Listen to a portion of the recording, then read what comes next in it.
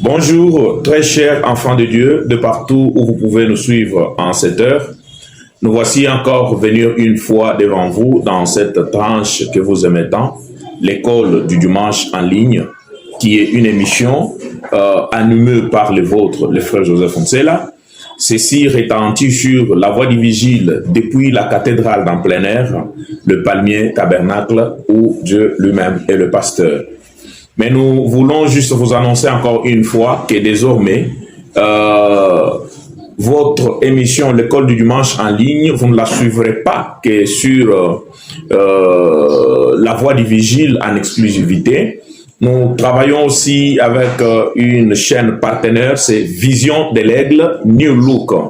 Vous pouvez trouver ça sur YouTube, sur la voie du vigile et sur Vision de l'Aigle New Look.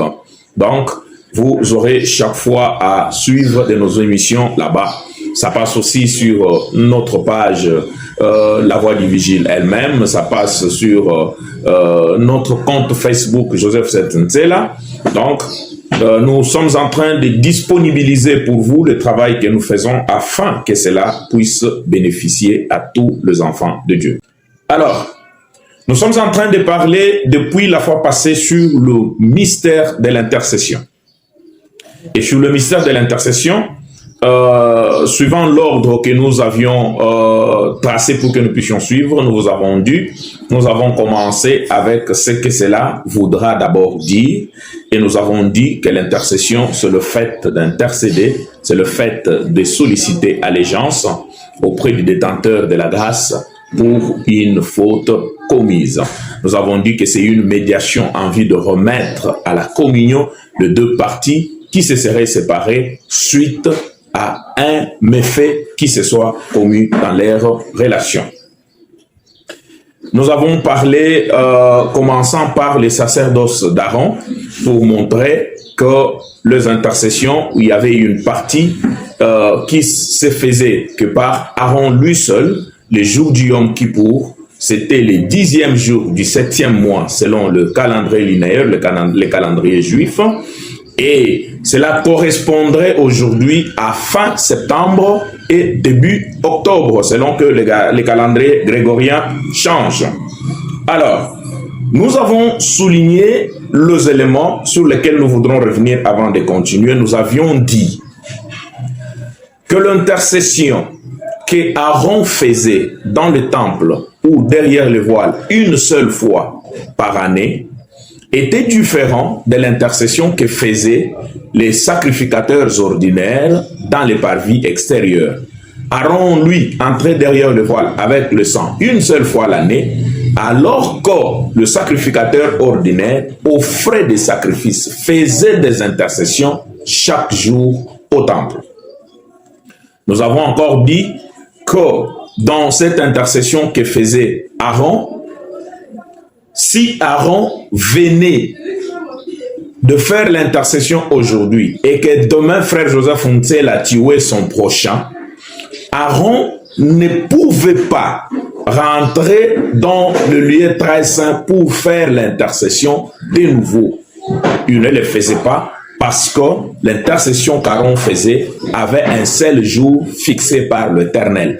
Et nous avons là soulevé un élément qui n'est pas dit clairement dans les Écritures, mais que nous vous avons fait constater, c'est que cette intercession d'Aaron donnait grâce à la communion entre le peuple et Dieu pendant une période de 12 mois durant. Ce n'est qu'à la fin de cette période qu'Aaron pouvait revenir encore dans le lieu très saint avec le sang pour faire cette intercession. Donc, c'était pour dire que l'intercession d'Aaron ne dépendait pas, n'était pas liée au comportement du peuple dans leur quotidien. Mais c'était un ordre établi par Dieu, un moyen, la voie pourvue pour le maintien de la communion entre Dieu et son peuple. Nous avons encore parlé d'un autre point pour dire que ce soit l'intercession faite chaque jour par les sacrificateurs ordinaires au temple, que ce soit l'intercession qui était faite le jour du Yom Kippour, l'intercession suprême, que seul le souverain sacrificateur accomplissait, Aaron restait le seul maître ou le superviseur de toutes ces intercessions.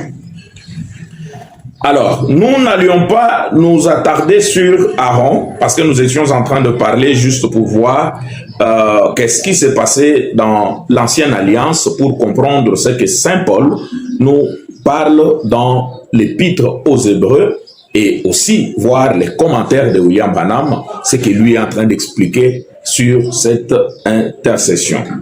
Les souverains sacrificateurs, Aaron, devait être issu, ou tout autre souverain sacrificateur ou autre sacrificateur dans le temps était issu de la lignée de Lévi, sans quoi il ne pouvait pas y accéder.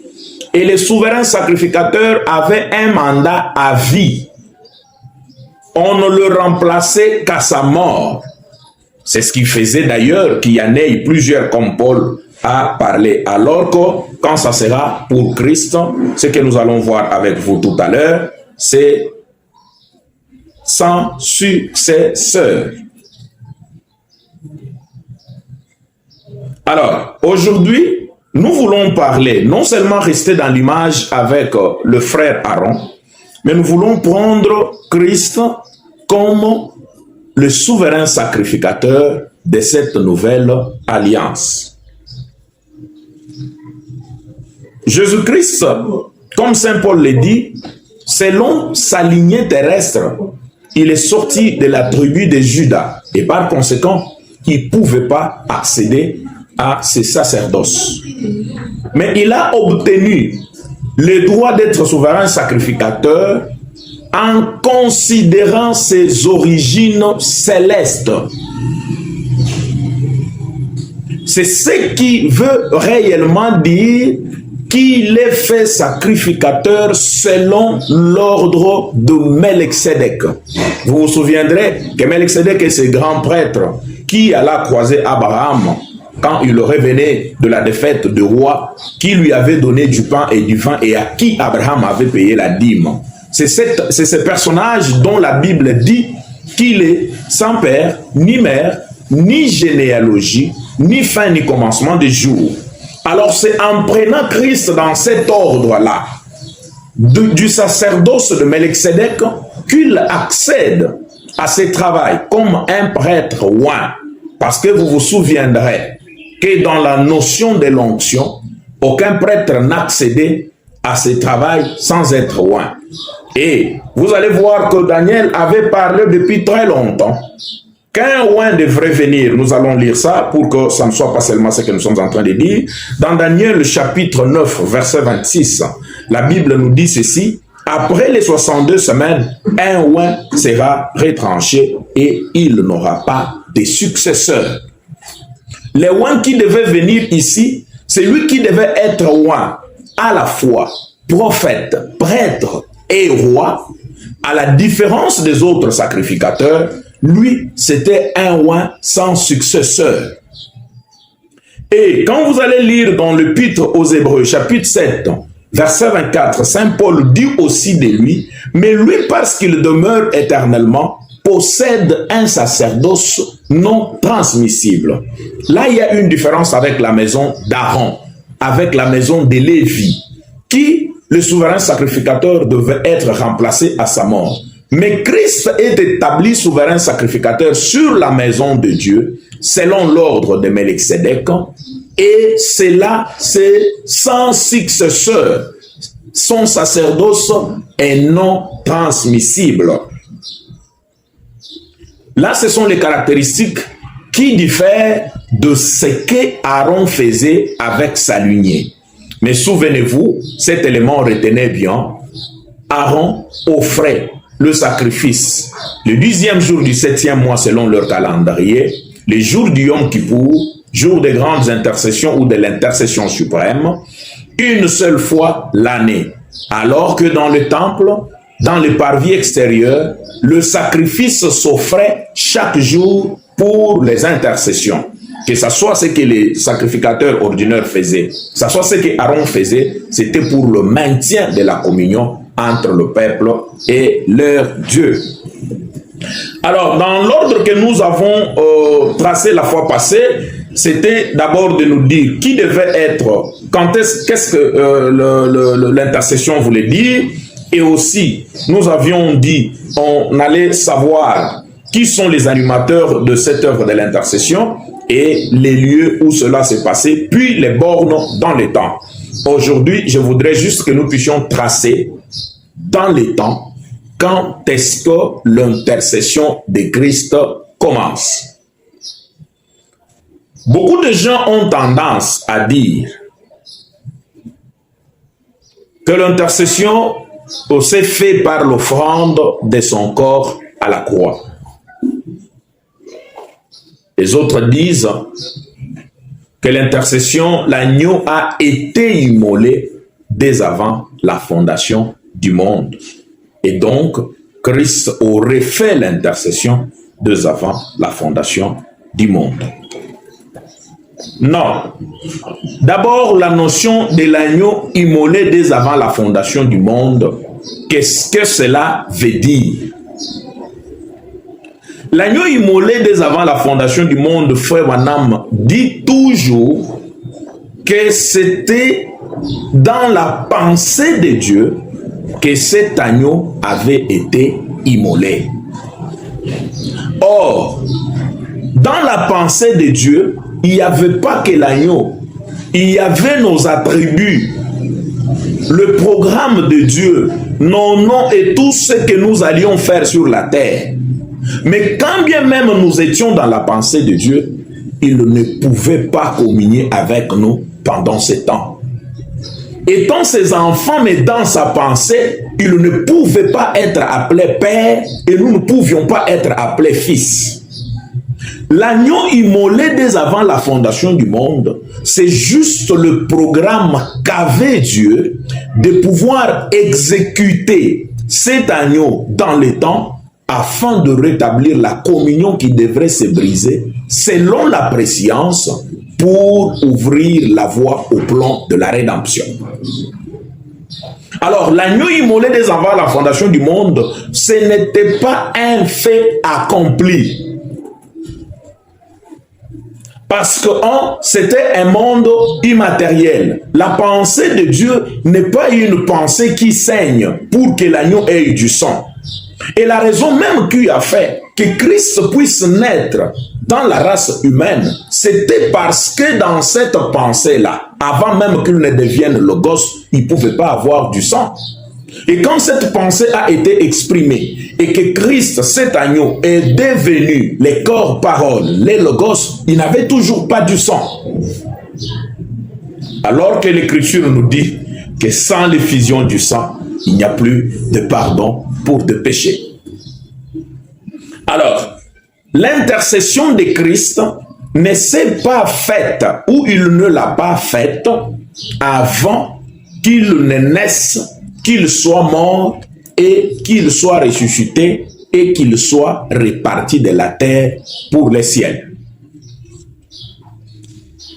L'intercession ne s'est pas non plus passée par le fait que Christ soit mort à la croix. Là, c'est le sacrifice qui a été offert. Le sang qui a été recueilli devait être présenté au Père. Alors, selon Frère Branham, quand est-ce que l'intercession s'est faite ou a commencé? Je vais lire dans les âges de l'Église, la partie révélation du Seigneur Jésus-Christ. Je vais lire quelque chose pour voir ce que Frère Branham, lui, parle, ou là où il situe les temps où cette intercession devait commencer. Il dit, or, je dis que le livre d'Apocalypse est la révélation de Jésus-Christ et de ce qu'il fait dans les églises de cet âge. C'est une révélation parce que les disciples eux-mêmes ne connaissaient pas la vérité qui y sont consignés. Cela ne leur avait pas été révélé auparavant. Vous vous souvenez que dans les livres des Actes, ils sont allés demander à Jésus, est-ce en ce temps-là que tu rétabliras le royaume d'Israël? Il a répondu, ce n'est pas à vous de connaître le temps et le moment. Ces hommes avaient encore en tête le royaume terrestre de Jésus. Mais le royaume qu'il allait édifier était un royaume spirituel. Il ne pouvait même pas leur dire quelle place il aurait dans ce royaume, car le Père ne le lui avait pas encore révélé. Mais ici, après sa mort et sa résurrection, dans cette phase précise de son ministère de médiation, il peut exposer dans cette révélation de lui-même qu'il donne à Jean ce que vont être sa gloire et sa présence dans l'Église et ce qu'elles vont faire. Frère Branham, quelle est la phase où l'intercession commence? C'est une phase d'après sa mort, sa résurrection, dans la phase précise de son ministère de médiation. Voilà là où Frère Branham, lui, fixe le temps où cette intercession devrait se faire. Non seulement ça, vous allez vous souvenir qu'au matin du premier jour de la semaine de la résurrection, quand ces femmes se sont rendues au sépulcre, et quand ils ont vu Jésus, la première de réaction du Christ envers eux ce matin-là, il leur interdit de ne pas les toucher.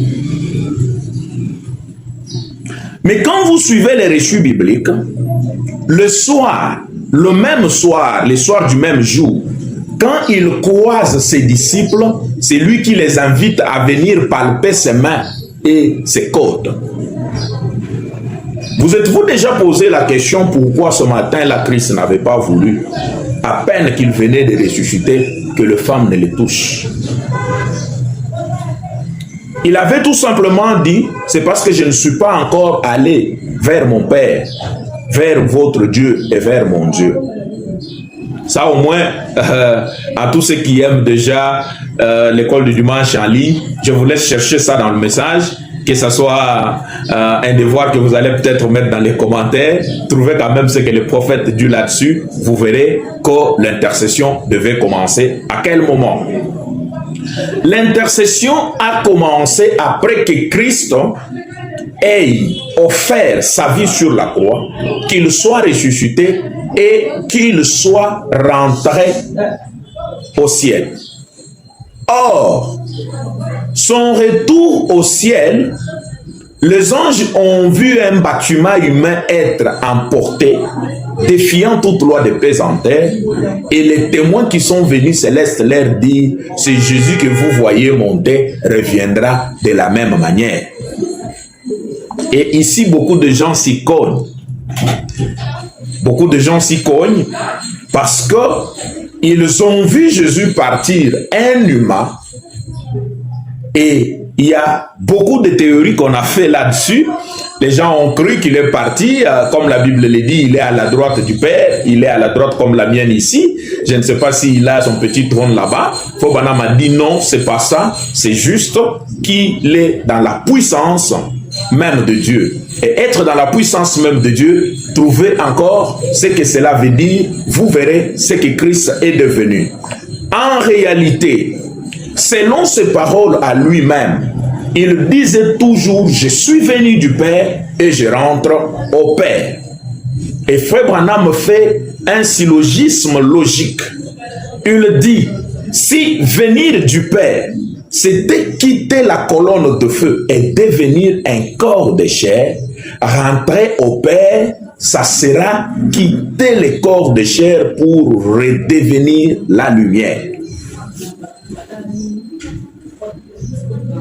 Ça, c'est la pensée de Frère Branham. Et plus loin dans les Écritures, il ajoute, si vous avez commis une faute, vous devez faire tout pour que le soleil ne se couche pas sur cette faute-là. Et il continue la phrase jusqu'à nous dire, nous avons auprès du Père un souverain sacrificateur qui intercède sur base de notre confession. Et il pose la question, ça veut dire quoi? Il dit, ça veut dire que Christ est redevenu la lumière. Donc, quand Jésus quitte la terre, après avoir donné les sacrifices de sa propre vie, il n'a pas apporté les tabernacles humains dans le dimension céleste et l'a laissé assis quelque part. Il a subi une transformation de son être. Parce que venir sur la terre, c'était l'ékénossement, un dépouillement volontaire de sa gloire, de sa nature divine vers la nature humaine, qui est une nature basse par rapport à celle qui est divine, selon l'ordre que nous avons étudié avec vous quand on parlait de la divinité, l'ordre de la divinité, l'ordre de l'humanité, l'ordre de l'animalité, l'ordre de la végétation et l'ordre de la chose été. Et Christ quitta les lieux où les liens de la divinité et devint un humain, un ordre inférieur. C'est pourquoi la Bible vous dit toujours, lui qui existait en forme de Dieu, selon Philippiens 2, s'est dépouillé lui-même. Frère Branham qui vient dire, il s'est kénossé. Et le dépouillement ici, qui ne veut pas dire qu'il a enlevé quelque chose sur soi, mais qu'il s'est transformé pour devenir un être inférieur. Et rentrer au ciel, c'est subir une transformation opposée au kénossement. C'est ce qu'il a appelé dans ses prières la glorification. Père, glorifie-moi de la gloire que j'avais auprès de toi. Alors, c'est dans cet état des choses, s'étant transformé, étant redevenu la lumière, après sa mort et sa résurrection, que la phase d'intercession commence, que son ministère de médiation commence. Il va aller comme ça, nous allons le suivre dans les Écritures, nous trouverons ce que les prophètes disent. Je vais vous demander à ceux qui suivent cette émission, veuillez vous procurer pour ceux qui n'en ont pas les livres des âges de l'Église et lisez avec moi la partie révélation du Seigneur Jésus-Christ. Frère Branham fait quelque chose avant que nous puissions terminer. Il dit ceci. Paul a dit dans les Écritures que Jésus, quand il est mort et qu'il est parti au ciel, il est allé s'asseoir à droite de son Père, faisant l'intercession pour nous sur base de notre confession. Frère Branham dit, ça c'est le témoignage de Paul. Mais quand vous venez avec Jésus lui-même qui a écrit les livres d'Apocalypse, Frère Branham dit, Jésus selon lui, il dit à celui qui vaincra, je le ferai asseoir avec moi sur mon trône, comme moi aussi j'ai vaincu et je me suis assis avec mon Père sur son trône. Frère Branham dit, ça fait des témoignages. Là, dit que Jésus, au ciel, il est à la droite du Père, en train de faire l'intercession. Et l'autre, Jésus lui-même, selon Apocalypse, il est au ciel assis avec son Père sur son trône. Frère Branham dit, ne nous arrêtons pas là. Prenons un troisième témoin. Et le troisième témoin, c'est Jean qui dit, personne n'a vu le Père, sauf le Fils unique qui est dans les seins du Père et celui qui l'a fait connaître. Et de ces trois témoins, Frère Branham dit, c'est Jean qui a bien vu. Donc la position de Jésus-Christ après avoir quitté la terre, il est rentré au sein du Père. Il est redevenu cette lumière qu'on a appelée dans la dispensation de Moïse, Père. Il a changé de forme. Il a dit quitter le masque qu'il avait pour reprendre le masque qu'il avait avant de naître. Et ce masque, c'est ce corps logos. Et il semble que c'est dans cette forme de corps logos qu'il a accompli l'œuvre de la médiation. Je sais que beaucoup ne vont pas être d'accord, mais comme nous le disons, je ne suis pas en train de donner une prédication, nous faisons une étude sur un sujet. Lisez, interagissez, posez des questions, postez des citations ou demandez-en sur un point qu'on a dit dont vous sentez que cela ne concorde pas avec le reste de la parole. Nous reviendrons pour que nous puissions continuer. Alors nous retiendrons que le temps où l'intercession commence après la croix. Et la dernière borne, c'est après les âges de l'Église que l'intercession devrait terminer. Et dans cette borne d'après les âges de l'Église, Frère Branham ajoute, disons, que c'est conditionné à la prise du livre de la rédemption. Selon Frère Branham, cette intercession ne peut pas terminer où l'agneau ne peut pas quitter le lieu de médiation avant d'avoir terminé l'œuvre de médiation.